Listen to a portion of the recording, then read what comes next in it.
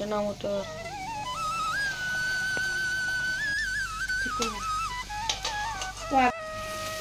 দোকান তো বন্ধ, দোকান তো বন্ধ না।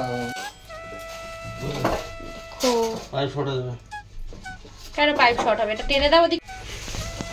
নতুন জিনিস নিয়ে আসলো সায়ন্দি বা সায়ন্দির বাবা, তাই তো? হ্যাঁ, আমার পছন্দ ছাড়া আমি 3টে বলেছি, 2টো নিয়ে এসছে। আমার কথা তো শুনবেই না, আমার কথা রাখে না। আমি ভাবলাম যে টিভি নিয়ে এসছে, টিভির বদলে ওভেন নিয়ে চলে এসছে।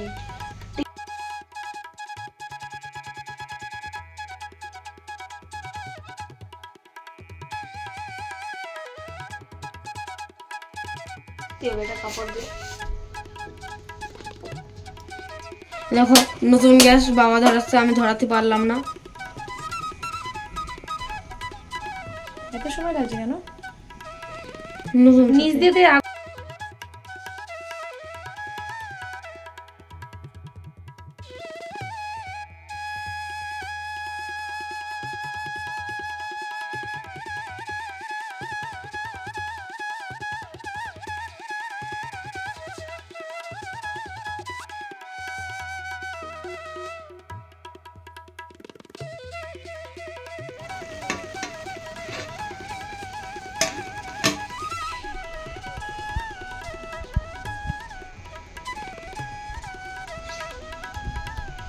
সুন্দর যে লাগছে জলের ঢেউটা, আমাদেরকে ঠিকভাবে দেখাতে পাচ্ছি না আমি।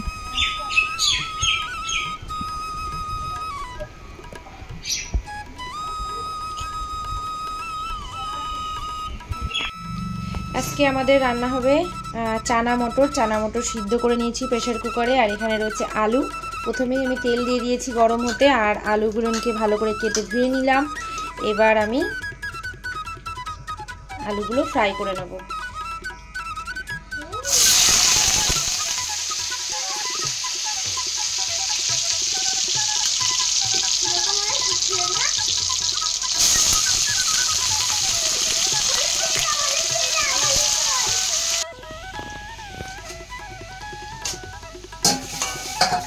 হয়ে গেছে আমার দাদা।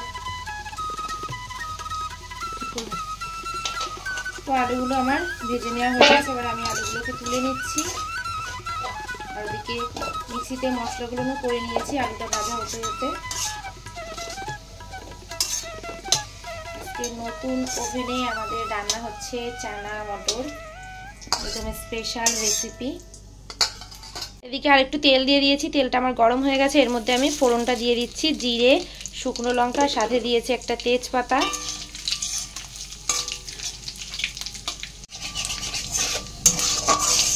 ফোড়নটা আমি হালকা করে ভেজে নিচ্ছি।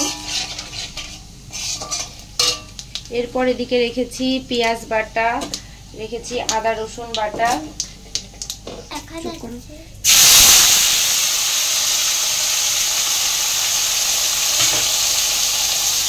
এর মধ্যে আমি পেঁয়াজ বাটাটা দিয়ে দিলাম। পেঁয়াজ বাটাটা দিয়ে ভালো করে একটুখানি ভেজে নেব।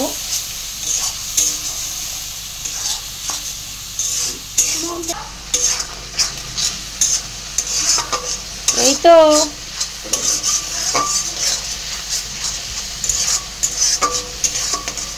পেঁয়াজটা ভালো করে আমি ভাজা ভাজা করে নিচ্ছি। এরপর আমি এর মধ্যে দেবো আদা আর রসুন বাটা। আদা রসুনের পেস্টটা আমি এর মধ্যে দিয়ে দিলাম, দিয়ে ভালো করে আবার আদা রসুনের পেস্টটা দিয়ে ভালো করে কষিয়ে নেব। আদা রসুনের পেস্টটা দিয়ে ভালো করে আবারও কষিয়ে নেব।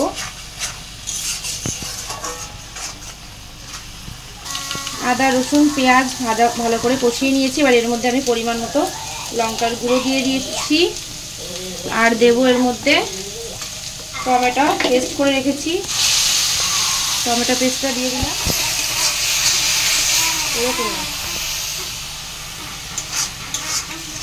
এবার আমি ভালো করে কষিয়ে নিচ্ছি। আর কষাতে কষাতে এর মধ্যে আমি দিয়ে দেবো লবণ।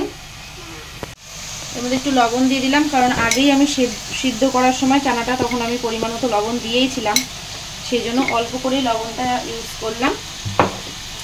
এরপরে এর মধ্যে দেবো আমি হলুদের গুঁড়ো। এবার ভালো করে কষিয়ে নেবো আরও একবার।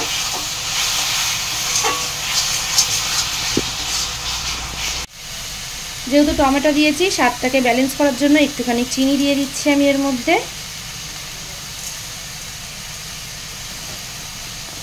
সিদ্ধ করে রাখা চানা মশলাটা আমি এর মধ্যে ঢেলে দিলাম।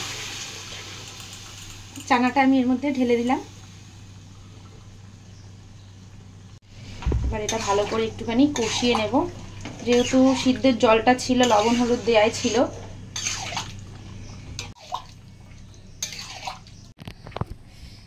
ভেজে রাখা আলুগুলো আমি এর মধ্যে দিয়ে দিলাম।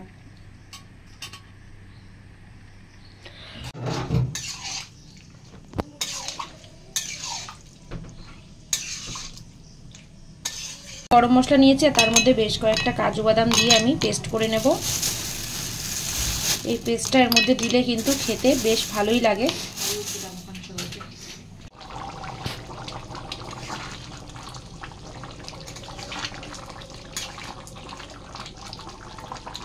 আমার হয়ে গেছে। এর মধ্যে আমি দিয়ে দিচ্ছি কাজু বাদাম পেস্ট আর গোটা গরম মশলার যে পেস্টটা করে রেখেছিলাম সেই পেস্টটা।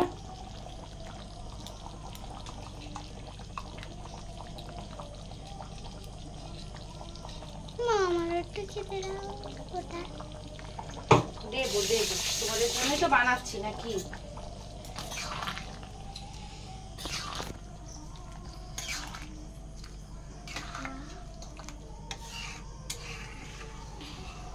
চানা মটর তো আমার রেডি হয়ে গেছে। আর তার পাশাপাশি কিন্তু আমি এদিকে ময়দাও মেখে নিয়েছিলাম লুচির জন্য। কারণ একটা স্পেশাল রেসিপির সাথে যদি লুচি বা রুটি না হয় তাহলে কি ভালো লাগে, সেই জন্য লুচি বানিয়ে নিয়েছি। ছেলেপেলের ভীষণ পছন্দের। আর এই যে ভেজেও নিচ্ছি। আর আমার জানো তো সবার আগে গরম গরম আমার শ্বশুরমশাইকেই আগে দিয়ে দিই, তারপরে ছেলে মেয়েকে দিই। কারণ ওরা একটু ব্যস্ত থাকে খাওয়ার জন্য, ওদেরকে একটু পরে দিলেও হয়। কারণ ওরা যখনই দাও না কেন ওরা তখনই খুশি, আস্তে ধীরে খাবে। কিন্তু শ্বশুরমশাই যেহেতু তাড়াতাড়ি ঘুমিয়ে পড়বে রাত্রেবেলা, সেই জন্য ওনাকে আমি আগে আগে খেতে দিয়ে দিলাম। কখন ঘুমিয়ে পড়বে তার ঠিক নেই, সেই জন্য।